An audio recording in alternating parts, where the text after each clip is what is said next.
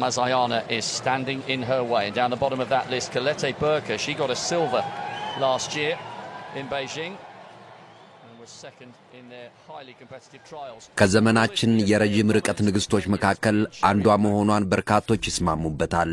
ማሸነፏ ብቻ ሳይሆን ያላት ከፍተኛ በራስ መተማመን ውድድሩ ሊጠናቀቅ ገና 2 እና 3 ዙር ሲቀረው አስቀድማ ወጣ በዛው ፍጥነት ተፎካካሪዎቿን በረጅም ርቀት ቀድማ በቀዳሚነት የምታጠናቅቅበት ሁኔታ ፍርሃት አልባ መሆኗ እሷ በመተሳተፍበት ውድድር ላይ ተፎካካሪዎቿን አሳምና የማሸነፍ ብቃቷና ለየት ያለው ያሯሯጥ ብቃቷ በብዙዎች ልብ ውስጥ ልዩ ቦታ ይዛ እንድትቀመጥ አድርጓታል። ውድ የኢትዮ አትሌቲክስ ፈርስ ፕሮግራም አድማጮች ዛሬ የዚህችን ጀግኒት አትሌት የሩጫ ህይወት እንፈትሻለን። አልማዝ አያና ኤባ ምስጋናው ታደሰ ነኝ። ስሟ የአትሌቲክሱ ዓለም አልማዝ የሆነችው አልማዝ አያና ወደዚች ምድር የመጣችው በእኛ አቆጣጠር ህዳር 11 ቀን 1984 ዓ.ም ነው። በምዕራብ ኢትዮጵያ ቤንሻንጉል ጉሙዝ ክልል ውስጥ የምትገኘው ወንበራ ከተማ ደግሞ የእትብቷ መቀበሪያ ናት። ሰፊ ቤተሰብን ካፈራ ቤተሰብ ውስጥ ነው የተገኘችው። 9 ልጆችን ላፈራው ጎጆ እሷ 7ኛ ልጅ ናት። አብዛኛውን የልጅነት ዘመኗን ያሳለፈችው የቤተሰቦቿን ከብቶች በማገድና ከርሜ ኩዮቿ ጋር በመጫወት ነው። ይሁንና በትምህርት ቤት የስፖርት ክፍለ ጊዜ በሩጫ ላይ የሚሳተፉ ጓደኞቿን ስትመለከት እሷን በዚሁ መስክ መሳቧ አልቀረም ነበር። ነገር ግን ወላጆቿ ሙሉ ትኩረቷን ትምህርቷ ላይ ብቻ እንድታተኩር ስለሚፈልጉ ወደ ሩጫው ዓለም ለመግባት ቁጣቸውን ትፈራ ነበር። በዚህ ሂደት ውስጥ ግን የእህቷ ሁኔታ እሷንም እያበረታት መጣ። ታላቅ እህቷ ደጌ አያና ለሩጫ የተለየ ፍቅር ያላት ናት። ዘውትር ማለዳ ተነስታ መሮጥ ነው። ወላጆቿ ቢቆጧትም በጄ የምትል አይደለችም። ትንሿ አልማዝም የትምህርት ቤት ሰዓቷ ከመድረሱ በፊት ማለዳ ላይ እሷን ተከትላ መሮጥ የዘውትር ልማዷ አደረገችው።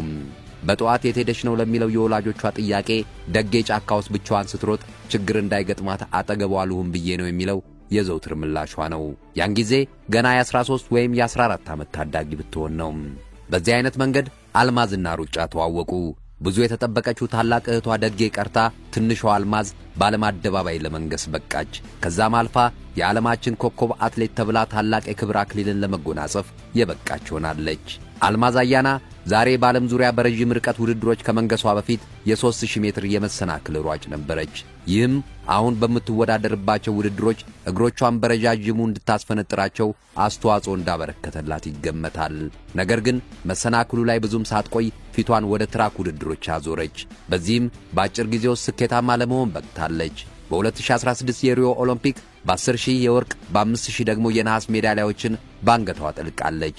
በዓለም ሻምፒዮናዎች 4 ሜዳሊያዎች አሏት። በ2013 ሞስኮ ላይ በ5000 ሜትር የነሐስ ሜዳሊያ አግኝታለች። ከ2 ዓመት በኋላ በ2015 ቤጂንግ ላይ በ5000 የወርቅ ባለቤት ነች። 2017 ለንደን ላይ ደግሞ በ10000 ወርቅ በ5000 ደግሞ የብር ሜዳሊያ አጥልቃለች። ሌሎችም በርካታ ድሎችና ክብሮችንም ተጎናጽፋለች። በ2015 በ15ኛው የቤጂንግ የዓለም ሻምፒዮና በ5000 ሜትር ስታሸንፍ የገባችበት ሰዓት 14 ደቂቃ ከ26 ሰከንድ ከ83 ማይክሮ ሰከንድ የውድድሩ አዲስ ሪከርድ ሆኖ ተመዝግቦላታል። ኢትዮጵያውያን አትሌቶች ተከታትለው በመግባት ወርቅ ብርና ነሐሱን ጠራርገው በወሰዱበት በዛ ውድድር ተከታዩን ሰንበሬ ተፈሪን በ17 ሰከንዶች ቀድማ ስታጠናቀቅ ገንዘቤ ዲባባ ደግሞ በ3ኛነት ውድድሯን አጠናቃለች። ከምንም በላይ ግን በሩጫ ህይወቷ ትልቅ ቦታ የሚሰጠው በቀጣዩ ዓመት ያስመዘገበችው ድሏ ነው። በ2016 ለሪዮ ኦሎምፒክ ወደ ብራዚል ከማቅናቷ በፊት በሆላንድ ሄንግሎ በተደረገው የኢትዮጵያ ትሪያል በ10000 ሜትር ሌላኛዋን ጀግና አትሌት ጥሩነሽ ዲባባን ቀድማ የገባችበት ሰዓት 30 ደቂቃ ከ7 ሰከንድ ከ00 ማይክሮ ሰከንድ የርቀቱ 8ኛው የዓለማችን ፈጣን ሰዓት ሆኖ ሲመዘገብላት ኦሎምፒክ ላይ ምን አይነት ውጤት ልታስመዘግብ እንደምትችል ፍንጭ የሰጠ ነበር። ጊዜው ሲደርስም የሆነው አስቀድሞ የተገመተው ነው። እስከ ዛሬ ድረስ በርቀቱ ታይቶ የማይታወቅ ነገር በዛ መድረክ ላይ ሲሆን ታየ።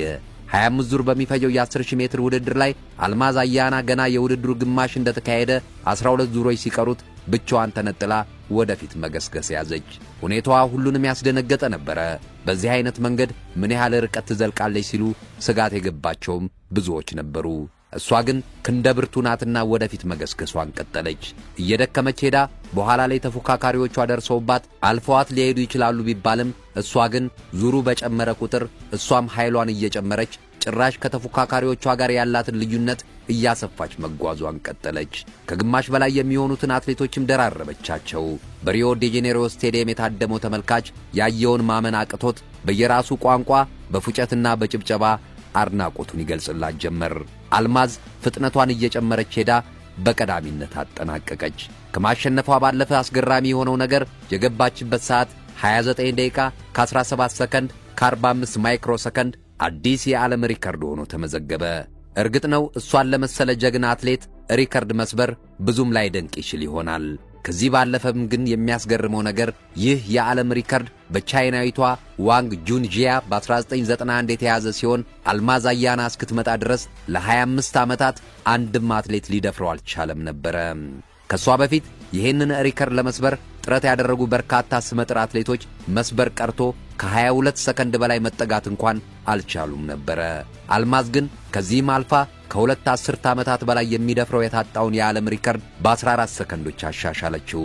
ዓለምን ጉድ አስባለች። የአትሌቲክሱ ዓለም ሰዎች ስለ ብቃቷ ቃላት አጡላት። እስከ 2021 ድረስም ለ5 ዓመታት ያህል ሪከርዱ በእጇ ቆይቷል።